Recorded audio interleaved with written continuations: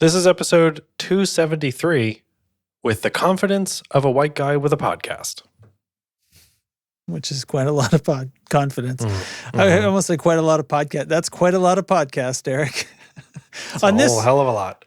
On this episode, we jibber jabber about our boring lives for a while, and also, I mean, what did we end up talking about? We talked about a guitar. I got a new guitar. I'm getting a new guitar. We talked about the Jack White record and some of the new Smashing Pumpkins record. Yeah, just like songs and what affects whether you like them or not. Yeah, guitar, bass guitar, clicking, double clicking, stuff like that. Yeah. So overall, a pretty typical tone control. I think you like it. There's some Star Wars too. Because we knew you were going to keep that a secret. Just blew the can wide open on that one, Derek. It's the tone control. Bing.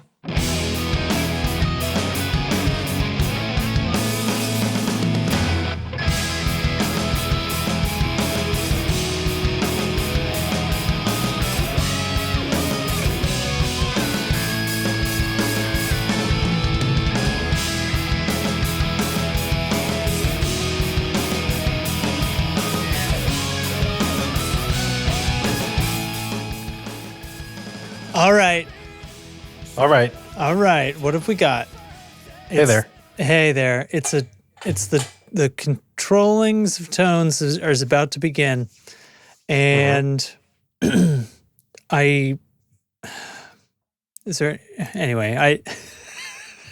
okay? I'm just totally failing. I'm totally failing. That's fine. Yeah, I'm absolutely bailing on it. That's okay. I'm distracted by myself being out of focus again already. I think it was just working a second ago. Trying to decide if I was going to say, Yeah. This is annoying. It worked earlier. It worked a few minutes ago. Yeah. Refocus. Whatever. You know what we're going to do? We're going to switch my camera again, and we're going to call it a normal podcast, and we'll get this fixed eventually. This shit is going terribly. Okay. No, I don't think Discord is trying to sabotage the podcast. I think Elgato is. Yeah, Elgato. I apparently foolishly bought their fancy new product, and they have failed us severely. Yep. We'll get it fixed. Do you ever feel like it's just starting over? I do. Yes, Yeah. I have felt that way. I don't know if we need to actually do it. I think the only time we've fully started over was when we were visiting and my track was not recording. We truly had to start over. Didn't even have a thing. Yeah. Didn't have anything to say because nothing was going on. Yeah. What's going on? I had the day off of work. Oh, cool. For no reason. Just to have a day off of work, which is, here's a pro tip, guys. Do that. That's my pick. That's my pick of the week. Take some days off work every now and then, just for the hell of it. Go do nothing. Take a nap. So, 4 o'clock, 5 o'clock comes around, and I am convinced it is Sunday and not podcast night. Oh, yeah. So there is, maybe as usual, but there is a large void in the show notes where the notes should go. Almost as if all notes were missing. Yeah, weird how that keeps happening. But I was just not in my office today. That's really all it was. So I wasn't in front of a screen thinking, I got a podcast to do tonight. What should we talk about? So I truly have nothing. Haven't even been hanging in Discord very much today. So right. More than me, though. Yep. Maybe. So that's the deal, I guess. Yeah. I don't know what we have. What's new with you? What's new? Heat waves. Go ahead. Fucking heat waves here. Really? Oh. Yeah, it's back. We're like heat advisory, air quality advisory sort of shit. Oh, no. I don't know. I did my run. It was fine. Didn't seem that crazy. Did you run at 3:30 in the afternoon between? I did actually. I ran at almost 4. But that's typically the hottest part of the day here. Now my screen's changing white to amber and stuff like that right in front of me while I'm trying to do this. It's stupid. This is what's that called? White balance? No, it's like the Apple thing. It's Oh, the Night yeah, shift. I know what you're talking about. Yeah. Why did it turn on right before we pushed record? And I was like, okay, well, this is fine as long as it doesn't change. And now it's like, oh, it's the middle of the day again. Fucking stupid thing. Everything's been great about this computer except night shift. I don't know why. It's like bananas. So what do we do? Well, kiddo had birthday parties because we sort of spread out and do various things. Yesterday, we went to our friend's house, their daughter is one of Aria's friends too, and hung out in the pool, drank and hung out in the pool, ate some cake. There you go. It was a Right nasty. It was like a 93-degree day, and Scorcher. Yeah, well, whatever. Hey, we're in a pool, so Got a pool and a beer. He doesn't matter, so that's what we did. Yeah. Nice. And then I've just been this whole past week. I've been on this kind of like redoing my whole business marketing media stuff thing, which I absolutely hate. I've just been on making like videos to sort of like, I don't know. I'm trying to go so far with this, right? That it's just like the thing that I'm selling to you. I'm like, this is me. This is what I do. This is why I do it, kind of thing, in a way that's going to really set people at ease and kind of try to stand out from the rest of the nonsense out there on the internet. And I just have been ignoring this for years. And some of my... Because you've been working. Because I've been working, and so it slows down, and then I go to figure out, why is it slowing down? Well, a bunch of things is kind of switched the way it works, and I need to update a bunch of shit anyway. So portfolio updates, and I've just been making these like videos, like, here's what I do when I'm mixing a song, and here's why you should... Here's why I think it's the right way to do it. And I mean, it makes my skin crawl, but then I got my head into it after a couple of days, and then I went for it, and now I'm basically on the other side of it. So other side of it, comfortably wise, or like comfort wise, or as in it's done? As in I'm done. I'm done shooting videos. I've edited them all. I've typed all the things in. I've got a couple more sites to just kind of copy the same material into. But other than that, and then just kind of checking over portfolios and making sure everything is actually has the stuff in it that I think, sounds the best, and so on. Nice. Yeah, my the term that I'm teaching finished yesterday. So now I'm scrambling with a whole bunch of student emails that are like, oh my God, I didn't hand in my final. Is there anything I can do? And I'm like, sorry, dog. Yes. No. Invent a time machine. Yeah. Step 2. Go back and fix this from 6 weeks ago. Right. So there's some of that going on, but there's also a bit of that, like, part of this course is that whole personal brand thing, like personal, really? Like how do you talk to clients and write this draft of an email explaining your design. Should have been in your friggin' course, man. I would have solved my whole shit, apparently. Apparently, if you participated, it would have helped. Probably. If I turned in my damn final. Yeah, jeez. So, yep, final grades are due tomorrow, so I think I'm all done already. But yeah, it's actually, you know what? Fuck it. I know what we can talk about tonight. Your personal brand. My personal brand. Here's how, marketing experts don't want you to know this.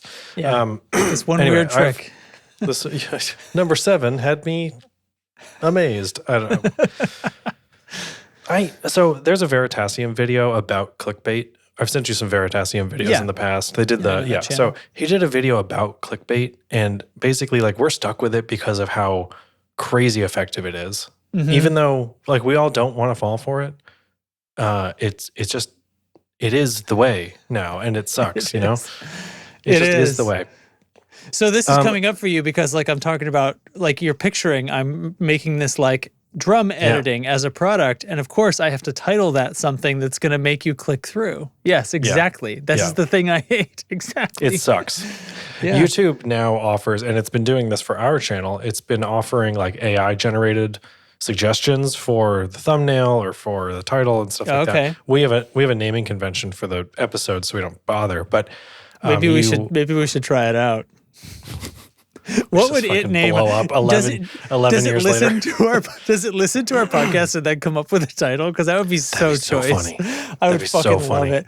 And we'd come up with our titles and we'd pick our favorite, and then we'd like spin the wheel of the AI machine, and it would go back through and go, your title is not the one you chose. Your title is farts. So butts.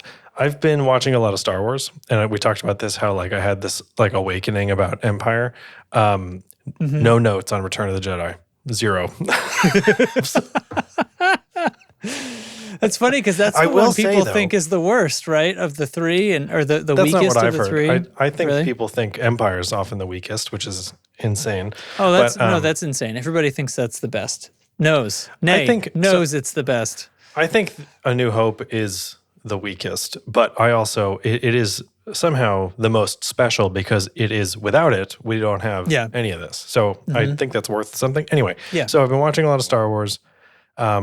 A few notes on my like droid making Instagram stuff. I've been following like cosplayers and prop makers and creators and things like that. It's really fun and cool. And I found this guy who does a cosplay of C-3PO from episode 1, where he's got no shell on the outside. He's all wires and joints and metal and framework and stuff. And he's cosplaying as this specific 3PO. It looks wicked. It is so accurate and so good. But you know what he doesn't have is the movement of C-3PO. The physical, like, jerky movement. And I've said this to Beth 1,000 times in the past whenever we're watching Star Wars. From my childhood to now, I am never thinking, there's a guy inside that suit. Inside of 3PO. Yeah. I never for a second think there's a guy in there. Same with R2, really. But 3PO, it's like, obviously, you'd kind of expect that. It's 1977. Like, they're not going to make a real robot. But this is just a shout out to Anthony Daniels for absolutely demolishing that role, because at no point am I like, I don't believe that that's not a robot. You know what I mean? Yeah, and I mean, some of that is the costume, because it was like very physically limiting, and like, you know, there's the bloopers of him just like straight up tipping over in the desert and shit. But that's not the only part of it, right? Because he puts the movement into the voice. You know what I mean? Like there's like they're the same thing. They're part of the same they're unit. Inseparable. And so now prequel 3PO, naked 3PO. He had a little bit of this like... He was a... there was a guy behind him with like he was like a stilt puppet. Yeah, he was like a stilt puppet. And so that was different. I mean, he still had like wobbly motion, but it wasn't the same. But he had this like almost like, because he was a newly built droid, it almost looked like he had Parkinson's. Like he had this little wobbly... He had a marionette syndrome. Yeah, he had this wobbly thing about him. And like as he's walking, you can tell like it's like a baby that's never walked before. But yeah, I don't know. The cosplay is amazing. But then I saw him like talking to somebody, and he looks like a normal guy just talking, and it completely separates you from the experience of seeing C-3PO. Like it is, it's the most jarring thing to see a C-3PO like just walking like a real human. Yeah. So, anyway, there's that. I've also been watching through the Clone Wars, trying to get like to when it gets good, and it is getting good. And because the first season ever gave it, but yeah, it does. I won't say it's necessarily worth your time, but I'm watching it kind of thinking. At least I'm in season 3, so things are picking up pretty quick. It goes from like, this is fine to have on in the background, to like, hey, actually that was pretty cool. That was a cool sequence. That was a cool. Like, oh, there's a lot of added weight to the concept that they're talking about or something. Like it's a little more mature. There's these like brief moments and stuff when focusing on Anakin's story and his whole thing. It's tough. Like it's like when you're picturing, even with watching Phantom Menace, I've noticed this. Like Anakin's. Did I already talk about this? I can't remember. I don't think so. Yeah, watching him as a little kid, that's like, I want to be a Jedi. Here I go. You know, the most amazing life adventure. And you just know, like, this guy is going to be destroyed. It's kind of brutal. And then seeing that with the Clone Wars stuff as Anakin's, like, dark tendencies creep in on the way to Revenge of the Sith when he, like, fully transitions, it's, like, just tragic, kind of.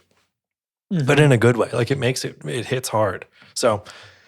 That'd be a tricky thing to write. It is because of some of that, right? Because of like, you know where it goes, and you know the audience knows where it goes. So it's like, how do you get there? Yeah. How do you get there? But also, it also has to be interesting. and has to justify itself, you know? I also really like what they're doing, or I don't know if they continue it or not, but the way that they tell the stories are like, there's a whole mission that they're on, and one mission will take like 3 episodes, 4 episodes. Yeah. And so they're not like necessarily linked, but they're just sort of continuing. And then we're still on this planet, and they're fixing the thing that happened from the last episode. And then every now and then there'll be like a major, okay, after some rest, the Jedi are now blah. It's like a new campaign kind of thing, like a new story. So anyway, that's my deal. That's me in Star Wars today. Star Wars Weekly right there. Yeah. Right yeah. That's cool. I haven't been watching anything. That's okay. Actually, I watched a couple of episodes. You know, the new Futurama season that's been on Hulu. I think it's okay. A friend of mine who is a fan kind of told me that he hated it, that it was like awful and it wasn't nearly as good. And I actually disagree. I don't think it's. I think he's misremembering the old ones. I think he has. Wait, Justin, we're talking about Futurama now. Hang on a second. Yeah, it's the exact same problem. It is. It's. He's glorified them, and they were great. But not every episode was great. No, it was as great as the best.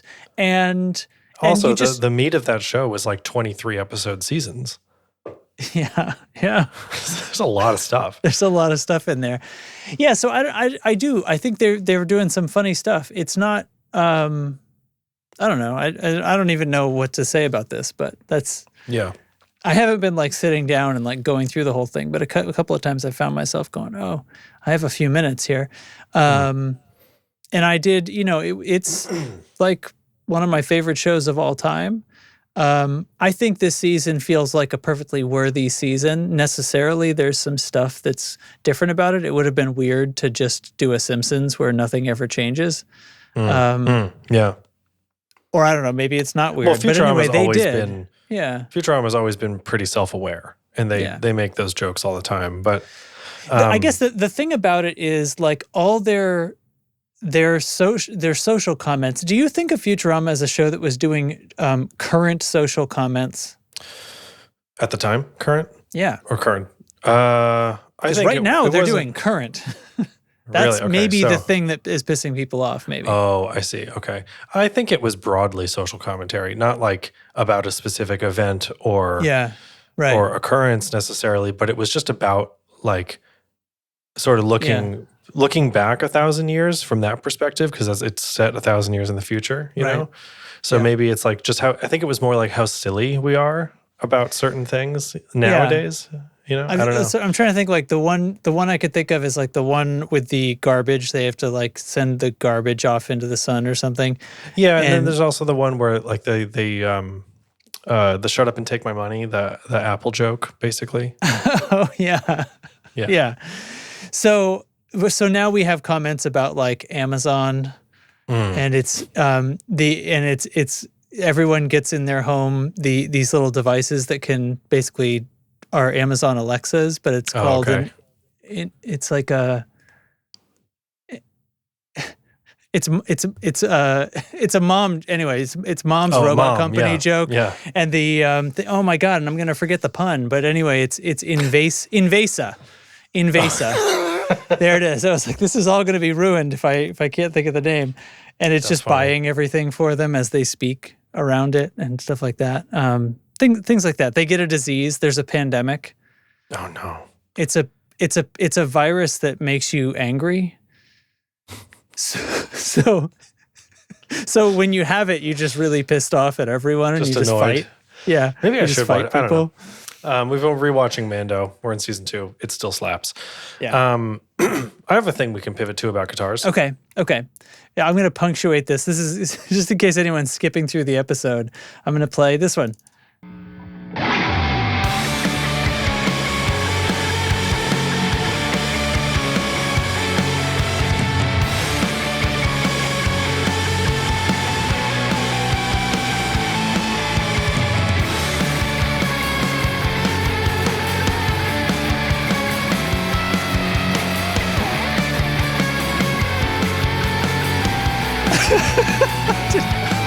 Holy shit. I didn't know that shit was on my board. I think that one came in with the force of a Mack truck. That says, I love I left on the beginning where it's just like hum. 3 Muff 14 DML 10. Oh yeah. Yeah. So I think that's 2 pedals, right? It's 2 pedals. Yeah. It was I have it right here on the grip. Yeah. Okay. The 3 Muff 14 Big Muff by Rude Tech. Jesse at Rude Tech makes these cool pedals. They're big muffs. They're great. And they come with hot swappable chips. They come with hot swappable chips, so you can change the tone of this thing for like some of the more coveted. Chaps. Yes. Some of the more like famous big muff circuits. You can just put the other part in here. It's also got the tone wicker. It's a trip muff. It's a 3 Muff 14. It's the trip muff, and then on the board over here is, I'm not going to grab that one, but it's that weird early digital delay from Ibanez. Right. Yes. Yeah. Some delay in there in case it wasn't crazy enough. That thing is so fucked. Anyway, so talking about teaching at the beginning of this episode reminded me, because I don't have a reason to hold on to this anymore, I guess, but I'm on the Novo list again. And I used my, I talked to Beth about this and I was like, hey, I'm teaching every now and then. I get X dollars per term, which helps with like daycare costs and car payments. Like obviously it's just extra cash. And when I get assigned a term, it's like, it kind of comes in like 6 weeks ahead, 6 to 8 weeks out. And I'm like, I can then accept or decline or, whatever it might be. So at some point I was like, I think it had been like 2 or 3 terms since I had taught anything. And they offered me one. And I was like, Beth, I'm thinking about taking this term. What do you think? She's like, we look at the calendar. It's so out of the way of vacation and stuff. And I was like, no, let me float this one by you. What if, how much one of these great new guitars costs? About how much I make in a term. What do you think? And I was like, every now and then, would you mind if I used the money from this instead to like buy something really indulgent, like once a year or less kind of thing? Mm-hmm. And she's like, yeah, as long as it's not a regular thing. And I was like, fine, I'm getting another Novo. So that's what's going on. I got on the list. Define regular. Right. Yeah. So actually, it's been 2 years since I got Red here, and it's great. It's still such a banger, as good a guitar as the day I got it, if not better. And I have really loved the Voltor V2, so I ordered one, and it will be here around the end of the year. And what else? So we haven't really talked about this, but when I got on the Novo list, it was around a 12-month wait, and then shortly after that, it shot up to 18. Yeah. And mine ended up they had to recut the neck or something like that. So it ended up taking closer to like 15 months for me, like 14, 15. So it was like a long time. And it's a lot of money. And it just kind of, I don't love that you got to wait so long when you're spending so much. That sucks. So they now have expanded and gotten their wait times down to 6 months for custom. So, hell yeah. Hell yeah. Absolute hell yeah. So, I mean, 6 months gives me enough time to like totally not worry about setting the money aside because I've got it from teaching, but also not to sweat too much around like Christmas time and gift giving seasons and stuff. So they took a year off of their wait list though, which is out of control. Fantastic. Wild. You think they probably hired in a bunch, or you know what it is nobody likes Novos anymore. It's just you. That's it. Novos are lame. You heard it here first. They got so nobody's into these Novos anymore except Derek. So he put in an order and they were like, well, we can't just like give it to him because then they'll catch on that nobody's into Novos. Yeah. So everybody, just put a calendar on for when they're all going to come into work and make your guitar. Yeah. So I ordered, I can pull it up on screen here if you like. Yeah. Oh wait, is your other screen share thing here? Oh, you know what? I never added it to Discord. Let me just get you sorted here. So I can tell you what this is though. So it's still there. Look at that. The viewers at home could see it, but I hadn't shared it to Derek yet. My bad. So, that's all good. So this is the Nucleus series they're calling, which is their very short turnaround time. So a 2 to 3 month wait. You get a choice of 8 colors. You get, no specs basically. So you get those color choices and that's it. And it will be ready in 2 to 3 months. With the custom stuff, like before, you get a humongous list of colors. That's honestly pretty overwhelming. You get all of the spec options. So like scale length, pickups, fully custom guitar. Fully custom. So like fret material, inlay material, pickguard material, knob type, all these, every last parameter, they have something for. So I ended up going with Purple Stranger, as it's called, which is metallic like this, the red one and the blue one. They're like metallic but not glittery. Oh, okay. Yeah. And I'm stoked for it. Purple with ebony fretboard and aluminum pickguard. It's going to be fucking sick.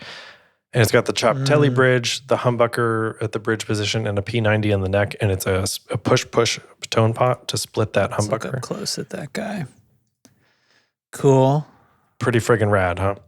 Yeah, and a light relic, I guess they said. Yep. So I'm doing a light relic on it, or like the no intentional aging. Sorry. Yeah, that's. I was just reading. These are the non-custom specs. You could have picked anything. Right. And so it's got a compound radius, which I'm really looking forward to having. 9.5 to 14, I think it is. So, every 2 years, I don't know, just set aside 2 or 3 years, set aside some extra cash to buy a very cool guitar. I'm in. Yeah. Awesome. Yeah. And that's my guitar news. Flipping through some colors, yeah. Yeah. I like that. Yeah. What are your thoughts on this design? You can tell me if you hate it. He hates it. No, I don't hate it. So I really like the wood, everything. I don't know. I'm like trying the to raised grain? Yeah, exactly. Like I'm self-analyzing how much I am influenced by other things besides just like the shape. Like I think this looks. I think this looks like these would play fantastic and be comfortable. It's funny. It's like if a Mustang and an SG were combined, and I really like the SG thing, and I like and right down to like the sort of wood grain that I always picture SGs having. You know what I mean? And I know that's not like they don't all come that way, but like. I know what you mean, the natural finish or the cherry red. And I just this I'm like turning my head at it. Yeah. It looks cool. So, I like the sort of the combo of different bits. Telly bridge with but then we've got this like pickups from whatever the fuck. Fuck we feel like, right? Yeah. It's got a staple P90, which I think is really cool. I'm looking forward to comparing that to the other ones I have. And it's a Fralin unbucker in the bridge, which is designed for tapping, for splitting the coil. Okay. So, right. Yeah. Nice. Yeah. So, in purple. I'm excited about it. That's a good choice. I think you made a good choice. So it's going to be like the main like style of it. Like if we're looking at this one back here, it's like that one's red and black mostly. The new one will be kind of purple, black, and silver. Right, pickups black. So the aluminum pickguard is going to brighten it up. Yeah. Yeah, brushed aluminum pickguard. It's going to have dumble knobs, which are kind of like hi-fi knobs almost, except they're witch hat shaped, but they're all chromed. Not chromed, they're brushed as well. Witch hat, as in, is that what this shape is right here on this guitar? Okay. Witch hat. Sometimes they're called. How pointy are we talking? Yeah, they're called witch hats. Sometimes they're called amp knobs too, because they're like the knobs you would see on a Fender amp. But yeah, more info soon. It'll be here, I don't know, December, January time. Boy, if we still have a podcast by then, we could probably just show it off on the show. Probably show it off, yeah. Yeah. Yeah, dude. So exciting. Very good. Mike, who's not in the chat. Did you really order the next Novo? I'm jealous. Yeah, Mike, I did. You can hear about this in a week. Maybe you should fucking get into the live chat because you're clearly here on Discord. to the listeners at home who are hearing this ahead of Mike, get with it, boys.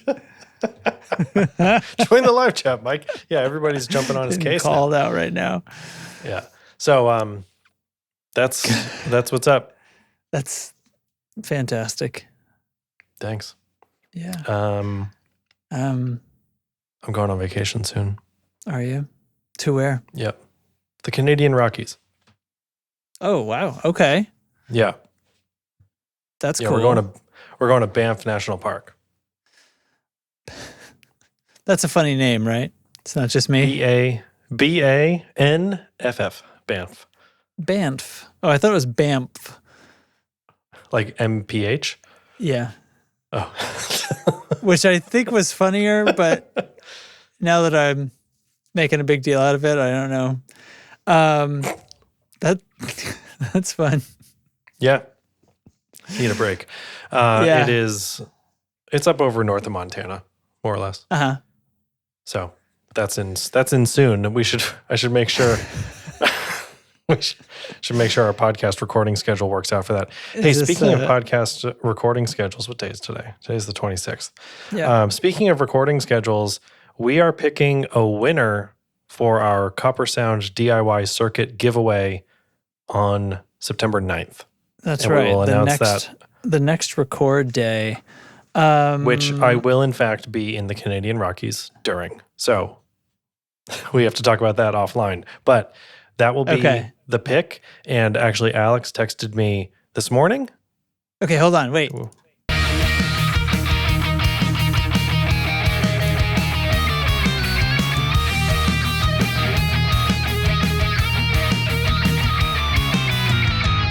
So the thing is, if I don't put that in there, then it makes it harder for me to find this later, which means the show notes No suck. worries. Well, we don't have any. We will, though. Yeah. Whatever happens in the show will turn into notes. Notes are a self-fulfilling prophecy. So, yeah. Alex texted me this morning. Alex from Copper Sound. Copper Alex texted me. And he said, here, I'll just read it. What did he say? He said, don't let them in on the secret talks. He says, all right. I probably just said it like, all right. It was just because you had guys had previously been in an argument, and that was just the conclusion of that. And now we're starting a new conversation. Yeah, yeah. Right. So how can I help with your breadboard bundle giveaway? And I said, I actually have no idea. So we talked about it a little bit, and Alex is going to throw in some stickers and stuff, some extra Copper Sound merch to go with that order that it wouldn't usually come with. So that freaking rules. As a reminder, you need to be in Discord to enter this giveaway. It's really easy. You come in, you find the giveaways channel, and you find the post. It'll be the most recent thing, and you just react to it with the correct emoji, which this time is a unicorn. And let's see, we've got 16 people entered to win this time. So, not a huge number. Really good chance. Yep. Chances are looking good. And I saw a few new people joined in the server just to get on that giveaway. Came in from the newsletter, and welcome. Good. Hey, glad you're here. Justifies the hell out of the newsletter, doesn't it? Sure does. If we get one or two every time, I'm in. Yeah. So be in Discord, and on we record on a Monday. So the next Monday we record on, as you said, the 9th of September, we will pick. And if I click on your name and you're no longer in the Discord, then you won't win. Correct. So stay in at least through the end, through the drawing. Hopefully the day after you pick. If you leave, then peace out. I won't know. Yep. Actually, I will know, but I won't whine. Yeah. We'll be like, all right. Like, I figured you out. I know about you. And if you're not familiar, the DIY circuit bundle that we're talking about is like it's like a kind of like a build your own clone pedal circuit thing, but it's not in an enclosure, and the focus is really on electronic diagramming and electronic circuit design. So here, Justin's got the page. You can see here it's a whole bunch of components and potentiometers and switches and small lengths of wire, and all that stuff is cool and included based wire. On. Yes. Have you seen those machines? You don't need any tools. Machines, for pre-cut wire. Yeah, machines that pre-cut wire to a determined length. And like trim the Teflon and everything? It trims the ends and everything, yeah. I think Alex has one. I've seen clips of it on like Instagram and stuff. It's just like chukunk, chukunk, chukunk, chukunk, and it's snapping the ends off. Oh, it's fucking great. I just use it by hand, man, like some kind of cave person. When you're doing a friggin' zillion of them, yeah, like the mad scientists at Copper Sound are. You need I suppose a machine. I would have assumed that he was running these off at a factory or something, but I don't know. Factory is still his garage, I guess. I haven't had a sit down video chat with Alex in a while, but like previously it was still his garage, I think. I think it was his dad's garage. Yeah. And I mean, total conversion. It's a workshop, but there's a garage door on the back of it. You wonder. Yeah, I think you're right. Keep going, and when is he going to need a? I mean, I know he's storing things other places, like they have some warehouse space and stuff. But I wonder when they're going to step out. How many employees do you think he has? Man, 6. I know of like 4. So so it has to be more than we know of. Yeah, that's like I know. For 3 or 4 for sure, and then I'm pretty sure he's mentioned there's like people packing boxes and just kind of other stuff. So I don't know actually, but this is a cool piece of gear. What a pain! Tell me about it. Just throwing my 2 cents in there. Alex, I don't know how you do it. Alex, you're a hero. So it comes in 7 different circuit types, and if you're the winner, we'll let you pick which one we send you. And you can't see the menus on my capture anyway. Silicon fuzz, single transistor overdrive, treble boost, hard clip distortion, 3-band EQ, MOSFET boost, and the LPB1 boost to drive a fuzz. Yeah. You get to pick what that is, and obviously it's not just usable for that after you're done having fun. But those are the bits and directions that it will come with, as well as this totally sweet card right here with resistor code decoding.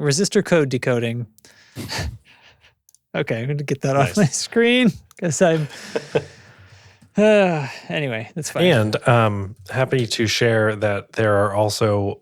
you can buy the other components after the fact. So if you have this thing and you do the EQ and you later want to try the single transistor overdrive, you can just order those pieces and it'll all fit right on this thing you already have. So you save a bunch of money that way. And it's a cool thing. It's a cool, fun thing. There, I said it. Yep. Are you happy? It's a cool, fun thing for crying out loud. I'm happy. Yeah. So. Cool. Good. Friggin' great. Good. I mean, yeah.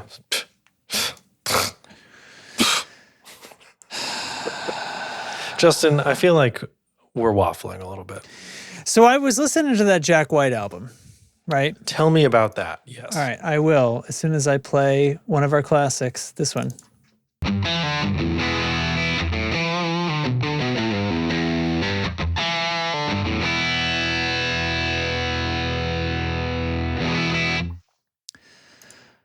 So I think Jack White's music is really cool. But I think the mixing on this album he's crossed a line. Oh. It's not okay. I'm really struggling. It takes 2 or 3 songs for my ears to adjust from what from whatever else music sounds like to this. Yeah. It's and so here's like I'm trying to say is there one thing you can do, because he clearly wanted it to sound like this, right? And so whatever, now I'm just somebody talking about it, so it's good versus bad. No, it's just my opinion, but it's so mono. There's very little in any of these mixes that's stereo. A couple of songs, the chorus vocals become kind of stereo for a second. One of the songs, the drums sound a little bit stereo, but most of them are just right up the middle. I think that's the single thing that's causing me the most trouble, because it just ends up everything's on top of everything else. I don't love the drums sounding the way they do, but if it was at least a stereo mix and they could be kind of loud up the middle and have guitars that were on the sides, I think I'd feel differently. There's one track where the vocals really kind of like megaphone distorted, and it's even worse. And it's such a banger of a song, and it kind of bums me out because I'm like, this song fucking rules. All the guitar work is amazing. All the guitar work, the tones, the fact that he gets those sound, like I love the way the guitars sound for this kind of music, or really for any kind of music. Like it's awesome. Absolutely no complaints. The playing obviously is great, and just his sensibilities of rhythm. I think that's most of the coolness in his music, is the way he uses rhythm and the way he just absolutely nails it. And I mean, just as an example of something that can sound like this and be like rhythmically, it's bouncy and free and organic, but it's not sloppy. There is no slop. Nothing wiggles over the tempo. It is fucking locked in all the time. That's nailing it right there. That's the thing that I find so interesting about this, because you can feel that there's no click on this. And it's still very like, it pushes and pulls a little bit, but it's not outside of the margin that I would consider acceptable. And it's well within the margin that's like cool. You know? Well, there's like no missed beats. You know what I mean? Like, like, it's not, there's none of the thing that I'm trying to correct when I'm editing drums. There is none of that on here, right? So it's like, if I come to somebody, I'm like, I've got to really tighten up the rhythms on these drums, and the band has that reaction of like, oh, but like the life in our music. It's like, no. That has nothing to do with it. And Jack White proves it, right? Because this is perfect. Exactly. And it's got tons of mojo. Mm-hmm. Is there anything notable going on with the vocal recording or processing or mixing or anything like that? Because there's a few instances, maybe it's just the whole package that I'm noticing, because there's a few cases where it felt like the vocals were just like sort of overly clear compared to everything else. Like they were so crystal and so like, maybe it was just right up the middle and it was kind of on top of everything else. Maybe it's the song where they go stereo, because honestly, there's a bit where the vocals go stereo in the chorus, and it's like, it's so present because of that, because nothing else, you know, it's in a sense, it's a dynamic, right? Because if he's not been using stereo up to that point, and then all of a sudden this happens, it's like, whoa, really kind of knocks you back a little bit. And then there's also, I don't know, the tones all kind of vary, tones, like, you know, the sounds of the drums and the vocal and everything do kind of vary song to song. Sometimes they're more clear than others. It's a really compressed sound, but pretty much everything you're listening to that I guess I comment on, because that doesn't really match. If you're trying to like say, like if he's trying to achieve an era of music with this sound, which I'm not sure he really is. It's just his sensibility. But like, if you're going to compare it to like recordings from the 70s or something because of the sound style, that's way different vocal recording techniques to this, or mixing techniques at least. He might be using like a mega old microphone or something like that. It's nice, but it has this very, very soft top kind of tube mic or maybe a ribbon kind of feel to it, to the vocal sound. And then just, it's just very, very compressed, but he's using it as an instrument like that too. It's all his little whoops and stuff that he does, you know what I mean? Like he's playing that vocal compressor, in my opinion. So this is interesting, and I don't think we've mentioned this on the podcast yet, but the new Smashing Pumpkins record is out too. Oh, and okay. Have you listened to that? No. Okay. Put that on my list. Add that to your to-do. I think, summer 2024 has a couple albums now, these two, that are just huge guitar records. Okay. So, mixing aside, I think the Jack White album is a big like guitar win kind of album. Like you're saying, the songs are bangers. The playing is awesome. No, I was talking to Eric about this album, and he mentioned something like nobody does simple the way Jack White does it, because it's not. Yeah. It's not about like playing the part more simply, or maybe it is. I don't know. Like it's just he strips everything back. I would love to see the process from the beginning, because it seems like where he ends up is the bare minimum required to make the riff do its job without having a bunch of other extra shit in there. Right. That feels like it would take some work. it seems like he's really good at that level of self-editing, or but we don't really know, like, without seeing the process, right? Did he write something more complicated and pare it back, or did he just build up to where it landed, or maybe a mix, but yeah. There's an elegant simplicity, but it's like he's putting in little flashy things when they are important.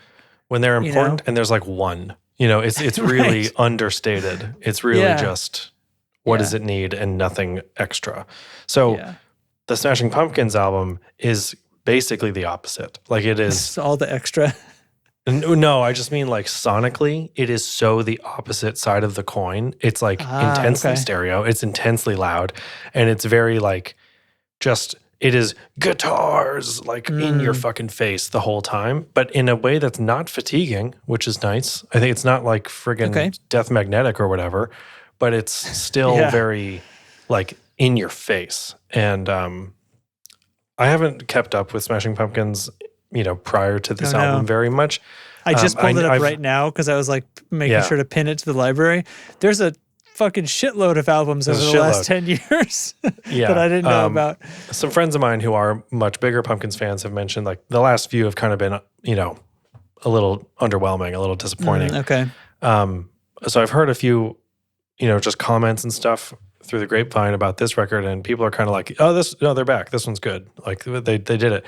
They do have a new guitarist, so maybe that's something to do with it, or maybe it's just a coincidence. I don't know. But I remember some news about that new guitarist business. Yeah, they were just like holding open auditions. Yeah. That must have been a nightmare. Well, I don't know. Some assistant had to sift through all that. We've heard that Billy Corgan's a very unusual individual. So this is true. I don't know.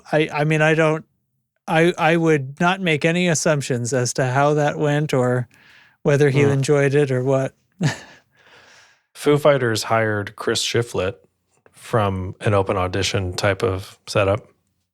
Oh, really? Back in day? Back way when, yeah. So yeah, I don't know. Music, man. Music. Frig. So what can I say? I don't think I've listened all the way through this Jack White album. I get several songs in, but it takes a few, like I said, to sort of like recenter my ear. And then I start kind of enjoying it. And I'm like, man, I just really wish, which kind of, I think like, is he challenging me? Like, am I failing the challenge? You know what I mean? I don't know. Or because I know he doesn't give a shit, right? But like, I think it's maybe just, how do I put this? It's like he puts a lot of focus on the song. Yeah. And that's it. It's just to get the song out. And I don't know. I know I've said jokey things in the past, like nobody cares as much about not caring as Jack White, but I don't think he cares that much about it though. That's what I mean. Like, it's just a funny thing to say. But I think, it's how much effort, we will never know. How much effort are you going to make it sound like you had no effort?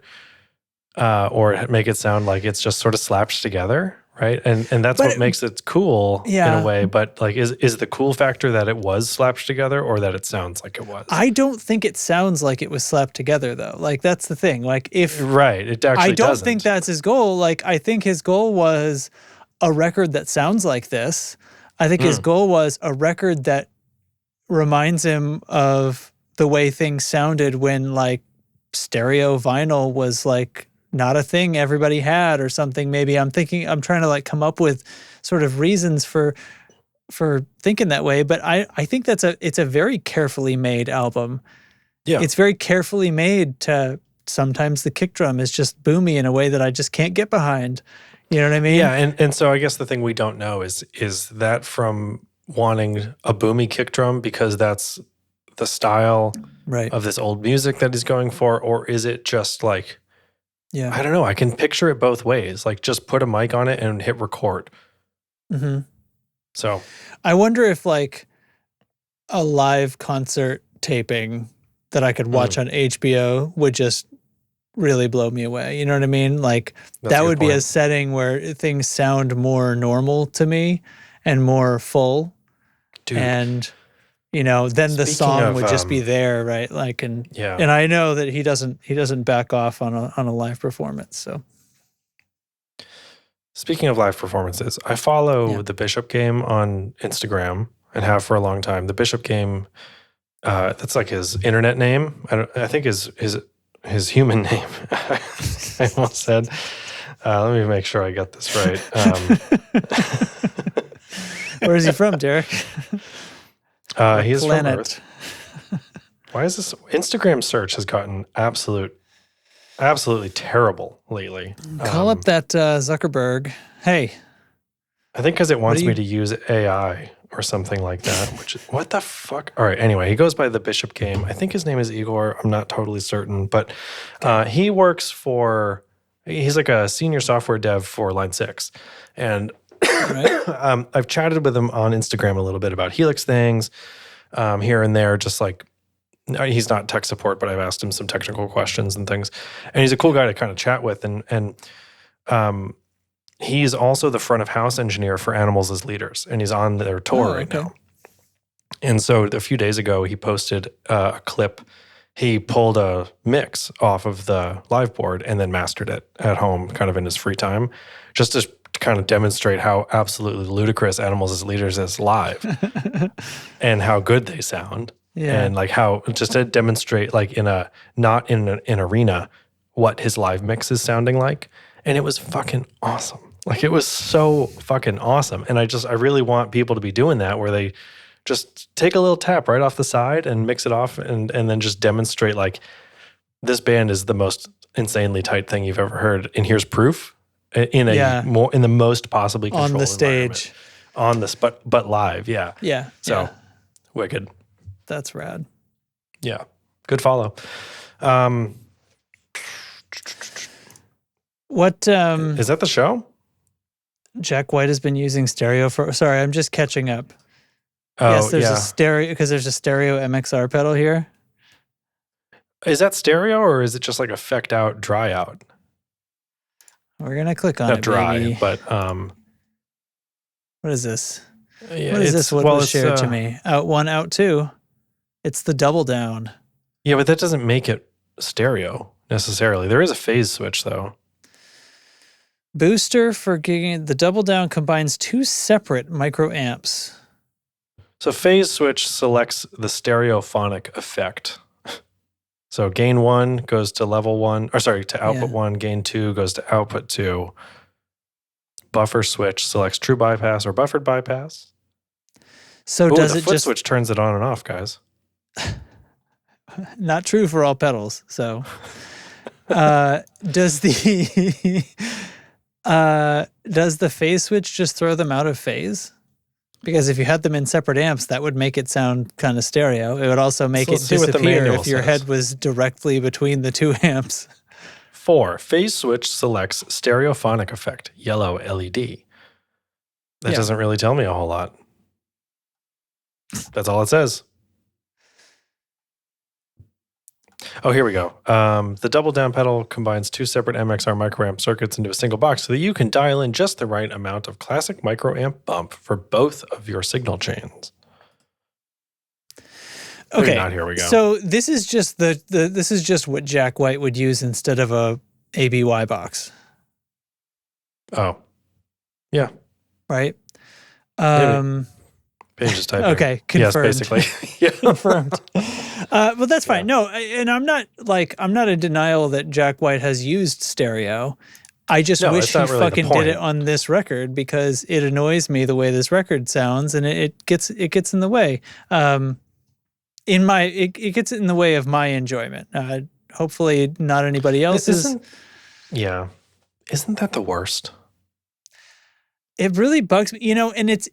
Another tidbit of this that's slightly interesting is like, I think sometime recently I was talking about going back and listening to old stuff that I was like really a fan of as like a teenager and discovering that like the timing is sloppy and the tuning especially like the vocal tuning and sometimes even the guitar tuning is like really out and I just can't do it. I'm like, nope, this song is not making it through to my heart. You know what I mean? It's not making it all the way through the ears and in. So this This is not that. I have these sort of washy, old-fashioned, chorusy tones from Jack White, and he is perfectly fucking in tune. Every fucking chord is perfectly in tune, whether he's way up the neck or not, because he's got his guitar right, or he's doing what he has to do to make it in tune. He's not putting something out of tune on the record, because that's not what you have to do to make something real and alive. And there's a ton in there that I respect about what this record sound achieves. It's just so like confined and mono and mid-rangey, and it's and that's a distracting experience for you. Yeah. And I want it to be like, when that riff kicks, I want it to be like bam on both sides. Yes, like when I make a guitar sound like that, and I may have a riff that kicks, you know? Yeah, there's a few moments where it's like, a bar or two later, I'm like, oh, we're in the chorus now, because it doesn't have this like huge climactic break into the chorus. So, and the song is still serving that a little bit, but it could just be so big, and I know that's like just totally a different thing and absolutely not what he wanted it to sound like. So here we are. It's just right. It is what it sounds like. Do you, I know we talk about this a lot, where it's like, oh, the sound of that snare drum is whatever, or like the kick is boomy or something like that. Do mixed details like that, and like whether it's like in the case of this Jack White album, it seems like kind of an extreme example, but does that at the end of the day like truly get in the way of you with the songs? Only when it's like really, like this one's getting in the way. This one is so far outside of like what I'm accustomed to, you know? And that's really what it is, right? Because like, if I wasn't used to this other stuff, it would be like, oh man, yeah, exactly. Like if I'd only listened to records that sounded like this would be the best. So you're like conditioned in a way to... Right. And it's the same, it's conditioning that the entire popular culture has done to change from when this is what records sounded like to right. This is not today. To say that you only listen to, 2010 hardcore and this is what you're familiar with. It's like, it's just how listening has moved. Yeah. Yeah. Yeah. And it's individual, but it's also collective. And that's how somebody like Jack White can get an affinity for a sound like this, right? By deciding to and following that, chasing that rabbit. I did notice, and I still notice when I put it on, there is like a track of ear acclimation that has to happen. Yeah. Like this little bit so of like... I need to like put it on and start... Different? Yeah. I need to start it on like track 5 or whatever so that I can get to the end. Okay, yeah. Just listen to it in 2 parts, I do. I need to pick it up where I left off. You know what? I kept wanting to go back, and because the other thing about listening to music, pro tip, humans thrive on familiarity. And if you listen to a song enough time, update everybody, if you listen to a song enough times, you will start to like it. Unless there's something that's like really needling you about it, I guess. But like for the most part, there's 2 things about pop music.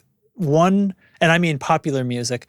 One thing is, does it have one of those worms that grabs you the very first time you hear it? Because that makes everything easier.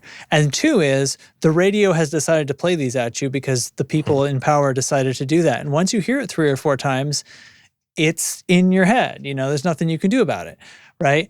So that's the other thing. That's the reason why I don't always just like...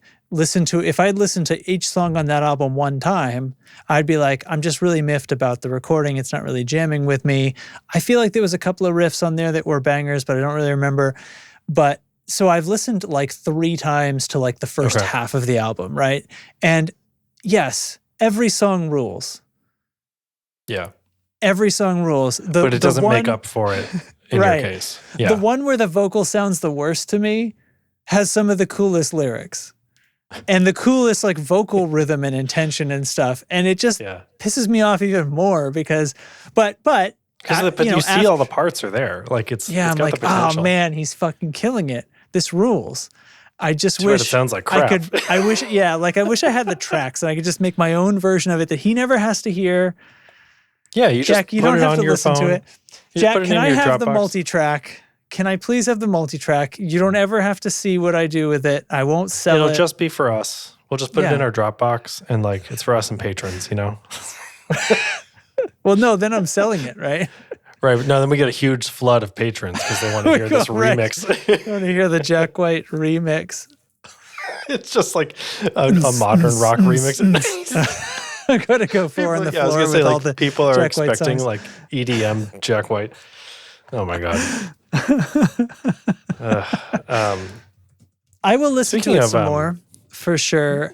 Because I do think it's a really good record in that sense. Did you get to the track that's my favorite song right now? Which one? Hold on. Let me pull my phone out. Tonight Was a Long Time Ago? Yes. Probably not. It's track 8. I have definitely gotten to that one. So maybe I've listened farther into it than I thought I did. Let me bring up No Name here. That might be the most, in fact, that's the one where my song, it was most recently stopped. I think Underground I might never have gotten to. So I might have listened to only the first 8 out of 13 tracks. Archbishop of Harold Holmes fucking rules. Yeah, I don't try to understand it. It just washes over me, you know. Speaking of like the hook of a song and like the earworm part of it, this is tangentially related, but which we can use to kind of wrap up into our thing of the week here. Okay. So Jack just turned 2. My sister is a music teacher. We had her on the show a little while ago. So for Jack's 2nd birthday, Kate got him, I think, like 10 books that are made based on folk songs from like hundreds of years ago. And the someone she's connected with, it's on the, I don't have one in here to reference, but they're these old folk songs that have been kind of written in children's book format. So it's like, it's all illustrated, but the illustrations are by like the students in like a certain degree program at the university and stuff. And each book is a very different, from a different artist. So each book is a very different illustration style, which is very cool. But Kate put a QR code on the inside of each book cover, and we can scan it, and it's her singing all of these folk songs and playing along with her auto harp. So she like found a studio near her, went in, recorded these 10 tracks or whatever it is. I can't remember how many we have. And now we scan the book and we listen to her sing it as we flip through the pages with Jack, and he fucking loves it. He's all about it. But there are these, I forget exactly the name. I'll try to get it and bring it for next time. But it's like the guy that she worked with to get these songs happening is like a PhD in this sort of children's folk music sector of this, like, you know, because PhDs are often extremely niche, and this one is just that. So it's these, 100 to 300-year-old folk songs.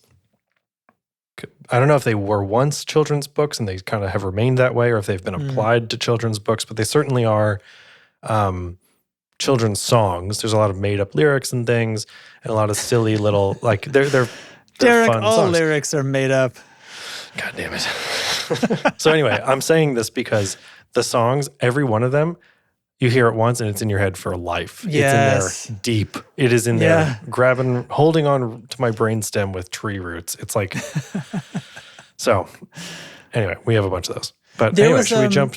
There was an episode of 20,000 Hertz about nursery rhymes somewhat recently, and basically researched the origins of them as best that we can tell. Some of them aren't, and some of it was pretty interesting, and like managing to dig up like original lyrics and meanings of things, and how certain meanings, like a few of them, like I thought I knew the actual meaning, and it was like, about the plague or some shit, but like there was, I can't actually remember if that one I was wrong about, or if there was some nuance that had been faded to time and stuff. Yeah. Anyway, good listen. 20,000 Hertz, and I don't remember what it was called, but it's a nursery rhyme one. I haven't listened to that show in ages. I haven't listened to many podcasts lately, but that show kicks ass.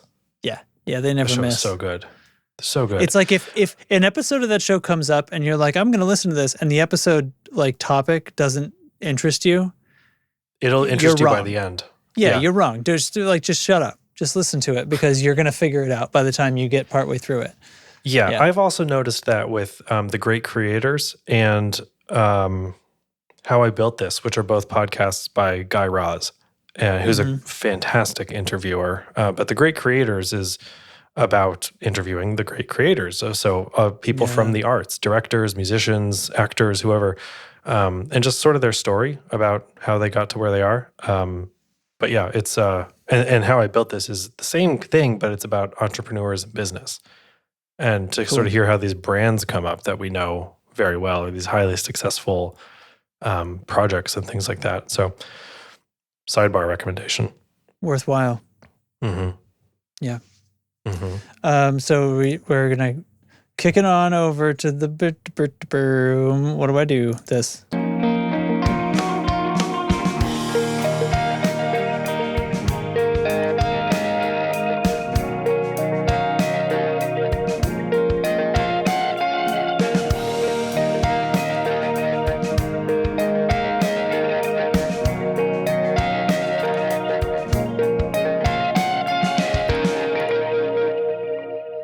I just threw that link in the chat for you, boss. My recommendation is Sky Team. We got this game at PAX Unplugged last year, and we played it for the first time today because we are parents of a toddler, and it takes us a long time to get to anything, basically. So Sky Team is a very hot game. We had to stand in line to buy this, and they only were selling 5 copies a day or something like that because people were really looking for it bad. So Sky Team is a cooperative 2-player game, and it is max 2 players. So it is a flight sim, basically. You are pilot and co-pilot, and you're trying to land a plane at the right place at the right time with the right conditions. However, when doing a major part of this... I think you've told me about this. Yes, I remember part of it. Yeah. When doing a major part of the puzzle here, you're not allowed to talk to each other. Right. So you have to like mind meld before you go into this game. You have to be in fucking sync. And we played through sort of the tutorial / first mission type of thing. And the interdependencies of everything on this board is miraculous. It is so well organized and so well explained, and the interconnectedness of everything just blows me away. So the mechanics of it all are very finely tuned. And, once you get it, there's a lot of things, a lot of if-thans and a lot of like if this, then that kind of stuff. But once you're going, it's really cool. It's really fun, especially when you're trying to not communicate with each other. It adds this extra layer of like, oh gosh, how do I problem solve this when the radio is down? Or how do I problem solve this when there's a plane in my flight path? So it's one of those things like all the conditions have to be met and then you win. If any of these conditions are not met, you lose as a pair. Like, so the game wins. Yeah. So it's awesome. It is much like, it's published this Scorpion Mask company is the same publisher that did a few other games that we really like. And they have a similar feel of like, it's for 2 or it's a cooperative or collaborative effort. And then when you're done, when you play all the missions or all the levels, you're kind of done. It's not really a legacy game. Like you can keep playing it, but because with this, there's dice rolling, so there is variable. Okay. Yeah. But replay value is very high. It's just smart. It's very clever in how everything is tied together in a way. So you only get 4 dice, and 2 of them have to go in required spaces. So your other 2 are left to like do all these mission critical things like deploy the brakes and the flaps and the landing gear and make sure that your axis is correct and you're not going into a spin and all that stuff. So easy recommendation, fun game, challenging, a good like thinky puzzle solving type of thing.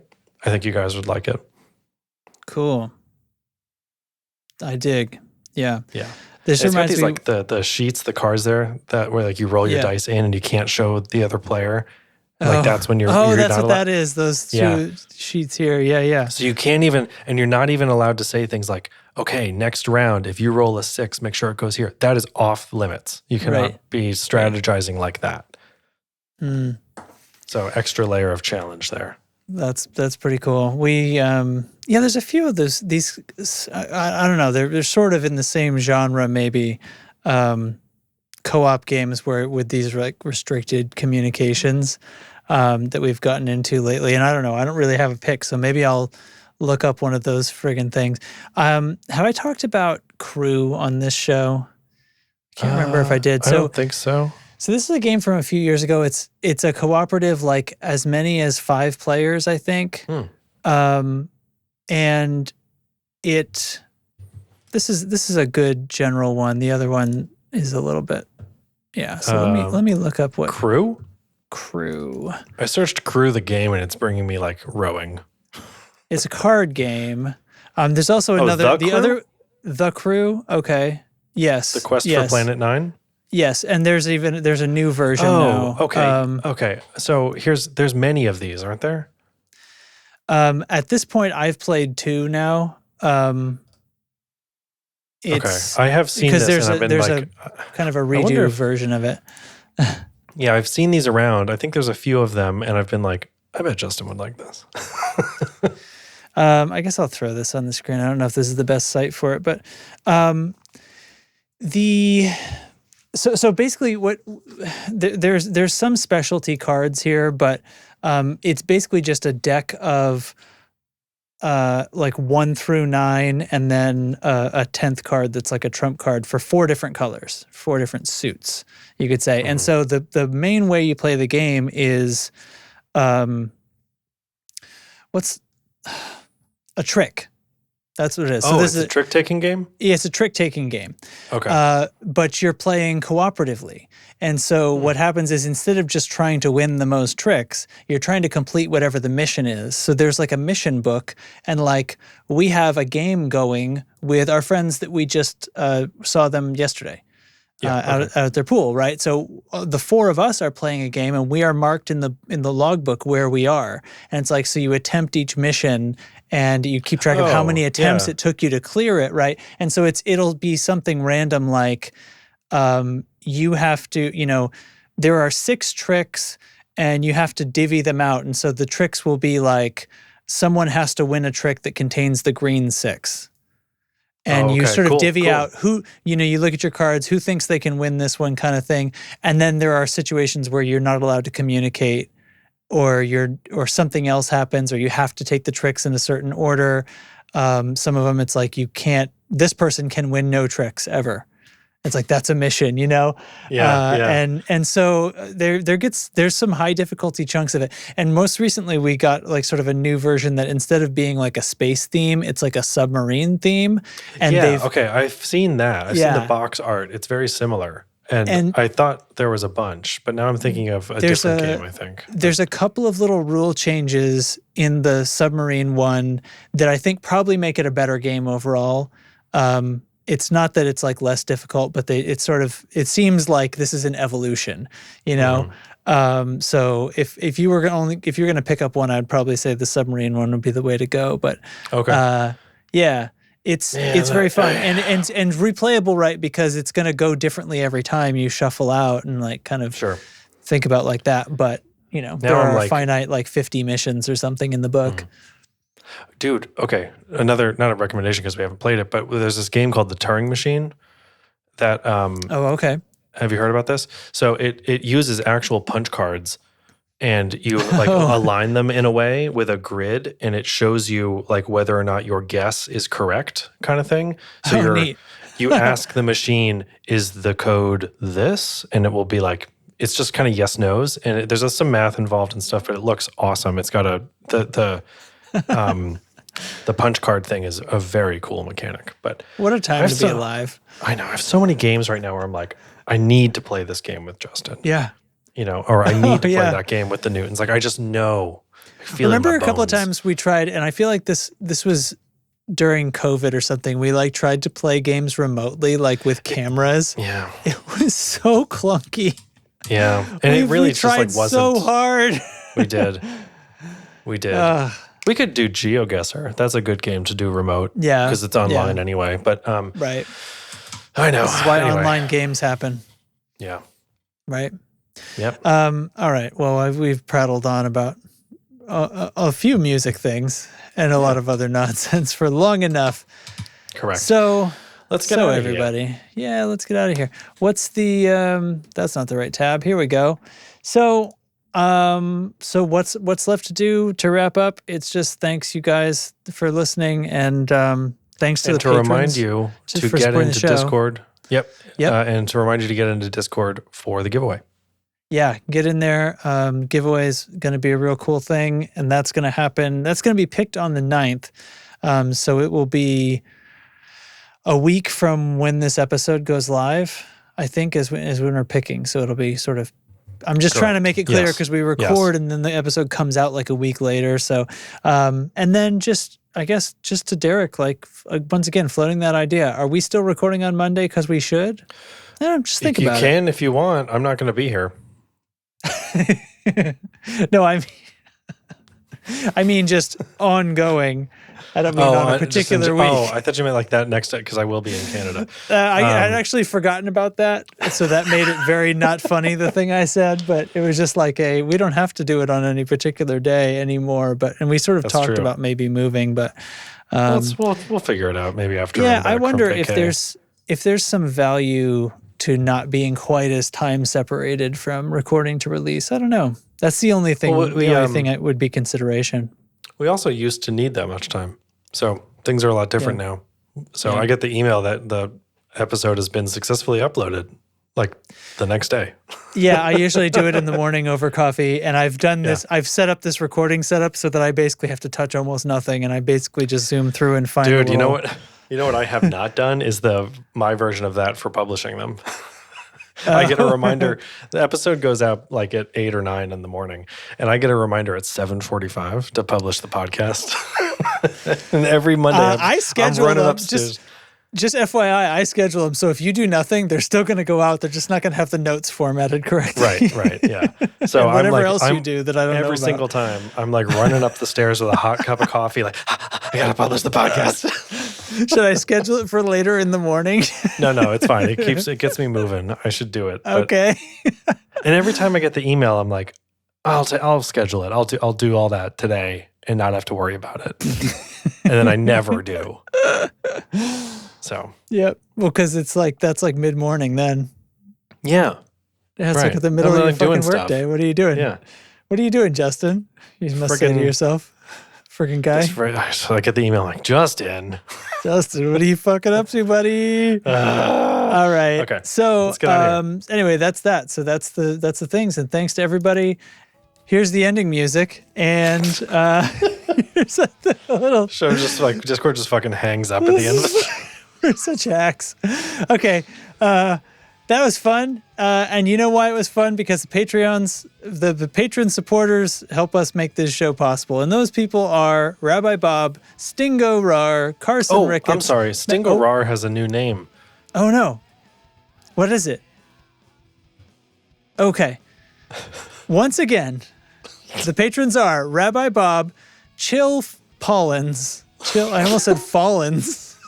Chill Pollins, Carson Ricketts, Matthew Fenselau, Riesenwolf, Brian Gower of the Tone Jerks podcast, Andrew Walsh of Andrew's Alcove, Sean Wright of Lollygagger Effects, Doug Gann, and Kinda Tired.